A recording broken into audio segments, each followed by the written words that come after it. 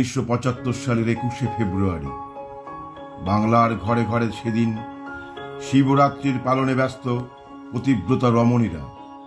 হালি শহরের চক্রবর্তী পরিবারে বাবা কৃষ্ণ শঙ্কর এবং মা লীলা দেবীর কোল আলো করে ভূমিষ্ঠ হলো এক শিশু। শিবরাত্রিতে জন্ম নেওয়া সেই শিশুটির নাম রাখা হলো শিবু, পোশাকি নাম রাজু।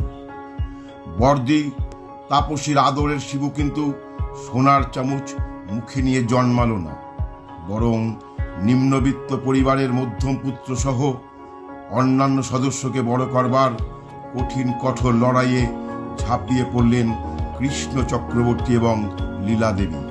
সামান্য পিয়নের চাকরি করা অতি কষ্টের এই সংসারে সেই শিবু ভর্তি হলো কাছড়াপাড়া হাই স্কুলে। স্কুলের গণ্ডি পেরিয়ে নৈহাটি ঋষি বঙ্কিমচন্দ্র কলেজে পৌঁছানোর কাহিনী বড় করুণ। আর্থিক সংকটের অসম লড়াই লড়তে লড়তে চোয়াল শক্ত হয়ে উঠেছিল ওর। তাকে যে বড় হতেই হবে, ঘোচাতেই হবে পরিবারের এই অন্ধকার। সৎ সত্যনিষ্ঠ বাবার প্রিয় সেই ছেলেটির কলকাতায় যাতায়াতের খরচ জোগানো ছিল ভীষণ কঠিন। পাড়ার নাটকের দল থেকে কলকাতার নাট্য দলে স্টেজের পেছনে কাজ করা, সিনেমার জুনিয়র আর্টিস্ট থেকে সহকারী পরিচালক, আসলে এগিয়ে যাওয়ার অদম্য জেদ, সাহস আর এক বুক আশা নিয়ে দিনের পর দিন ভাঙা এক সাইকেলে পথ চলা, নানা দিকের টিপ্পনি, হার না মানা মনোভাব। অবশেষে এলো সুদিন, কালজয়ী এপিসোড মিরাক্কেল আক্কেল চ্যালেঞ্জার আর ডান্স বাংলা ডান্সের সফল পরিচালনা। আর পেছনে তাকাতে হয়নি শিবুকে। বন্যার স্রোতের মতো সাফল্যের খতিয়ান চিরদিনই তুমি যে আমার 75 লাখের ছবি বাণিজ্য করলো 16 কোটির। বাংলা সিনেমা থেকে মুখ ফিরিয়ে নেওয়া দর্শক আবার হলমুখী হলো। একের পর এক চ্যালেঞ্জ তৈরি করলেন। চ্যালেঞ্জ আজকের ম্যাচো হিরো দেবকে প্রতিষ্ঠিত করবার চ্যালেঞ্জ। সোহমকে নিয়ে প্রেম আমার, ছক্কা হাঁকালেন রাজ, তৈরি হলো লে ছক্কা। দুই পৃথিবী, শত্রু কানামাছি, বোঝে না সে বোঝে না, প্রলয়, বলদুর্গা মাইকি, শেষ থেকে শুরু হাবজি গাবজি। প্রিয় লেখক বুদ্ধদেব গুহর কাহিনী অবলম্বনে বাবলি এবং মিঠুন চক্রবর্তীকে নিয়ে সমাজের ভয়াবহ বাস্তব সন্তান।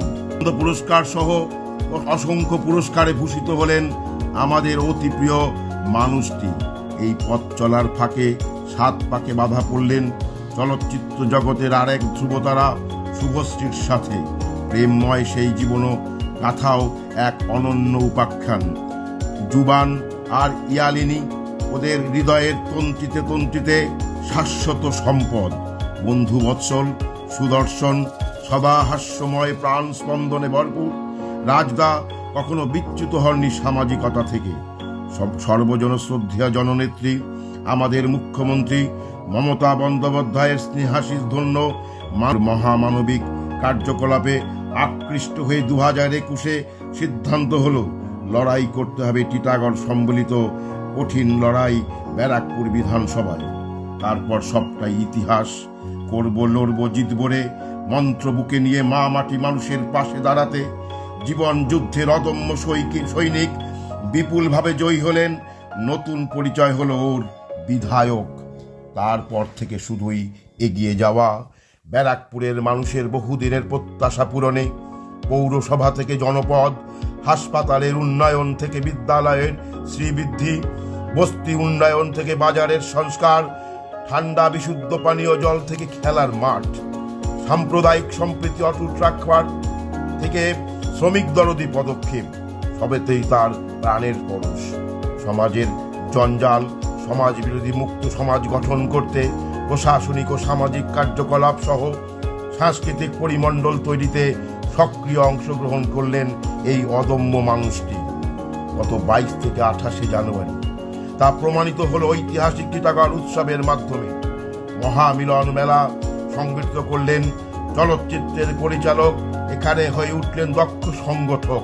তাই টিটাগড়বাসী হিসাবে আমরা গর্বিত, আনন্দিত। মানুষকে সাথে নিয়ে মানুষের জন্য এই আত্মনিবেদন আমরা মনে রাখবো চিরকাল। সদা হাস্যময়, নিরহংকারী, প্রাণ স্পন্দনে ভরপুর রাজদা, জিও হাজারো সাল। আজ এই শুভ জন্মদিনে তোমার প্রতি রইল শুভেচ্ছা আর ভালোবাসার আশীর্বাদ রইল আম জনতার। তাই তো বলি, বসন্তের আগমনে 21-এর শুভ দিনে চারিদিকে নব নব সাজ, সকলের শুভাশিসে ভালো থেকো আমাদের অতি প্রিয় রাজ। ধন্যবাদ। बार बार दिन ये आए, बार बार दिल ये गाए, तू जिए हजारों साल, ये मेरी है आरज़ू। Happy birthday to you, happy birthday to you, happy birthday.